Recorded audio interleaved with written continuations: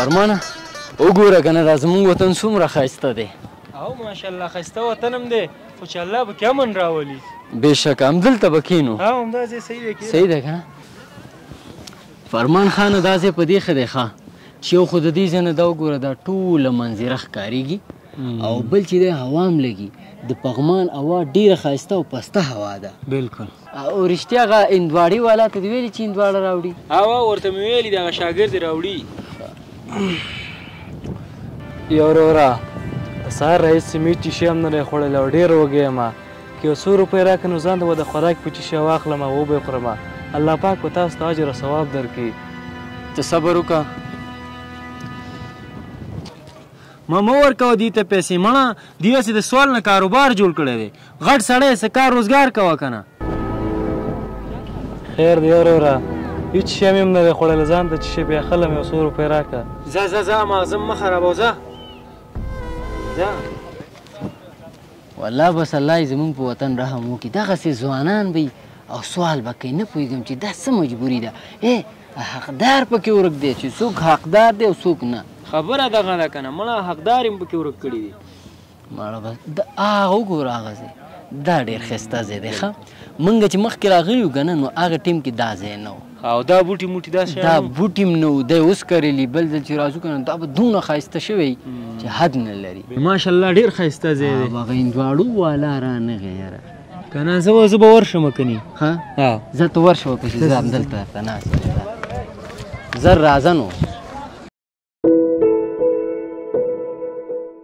بس سمه ده نور درته نه زنګ وهم او مه راته زنګ وهه خپل کار کوه او خپل به کوم ځه سمه ده خو ما چې په تا څومره پیسې مصرف کړي دي هغه اول راکه او بیا ځه هسې به پیسې درکړم د څه شي حساب دا خو ملګرتیا ده تا په ما مصرف کړی ما په تا مصرف کړی خبره ختمه حسابي د څه شي هو داسې لکونه پیسې یې در باندې مصرف کړي دي بس ځه ورک شه نن نه بعد دې نه پېژنم او نه مې پېژنې زه صحیح ده ځه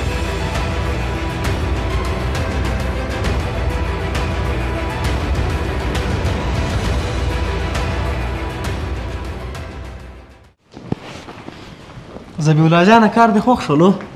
بلکل رئیس صاحب چې رښتیا ووایم تاسو زما رئیس نه بلکې ورور یا چې په دې سختو شرایطو کې ما ته د کار زمینه برابره کړه هېڅ خبره نه ده وروره دا هر څه خو الله پاک کوي خو داسې کار به وکړو ذبیح الله جانه هغه پاس چمن ته وخیږو او هندواړه به وخورو بیا به کور ته لاړ شو خوښه مې ده رئیس صاحب راځئ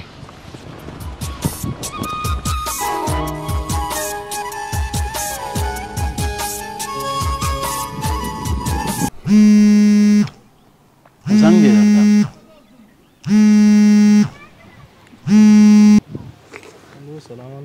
یا وروره د خوړلو لپاره څه نه لرم یا لږې پیسې راکړه او یا راته د خوړلو لپاره څه واخله د سهار نه مې شی نه دی خوړلی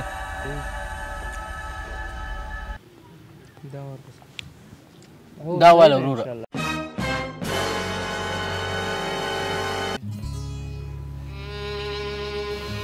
اورم زه صحیح ده بیا زه زنګ وهم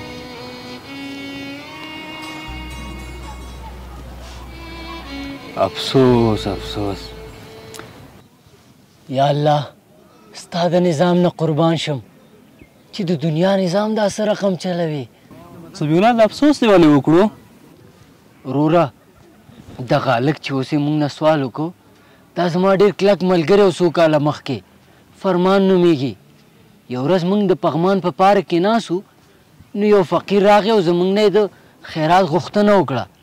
ما پیسې ورکولې نو ده ډېر سخت بې عزته که ته مه ورکوه دې ته مړه دوی هسې د سوال نه کاروبار جوړ کړی دی غټ سړی کار روزګار کوه که نه او ویې شاړه کبر یې پرې وکړو چې یم صرف زه یم نو هغه پیسې ورنه کړي او هغه یې رسخت که بیا یې ما سره هم دوستي ختمه کړه بس ځه ورک شه نن نه بعد دې نه پېژنم او نه مې پېژنې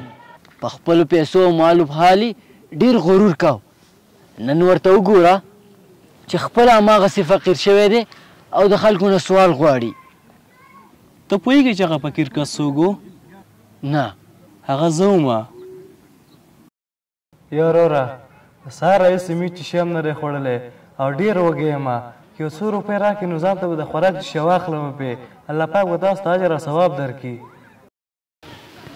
ورور جانه مه حیرانېږه، دا خو د الله پاک کار دی چې چا نه پاچا جوړ کړي او چا نه ګدا. بالکل وروره. قدرمنو کتونکو د ویډیو نه مو هدف عامه پوهاوی و، نو کبر او غرور مه کوئ، عاجزي اختیار کړئ ځکه انسان سره عاجزي خوند کوي. که ویډیو مو خوښه شوې وي نو په کمنټ کې ولیکئ چې جزاک الله او د نورو ملګرو سره یې شیر کړئ. والسلام.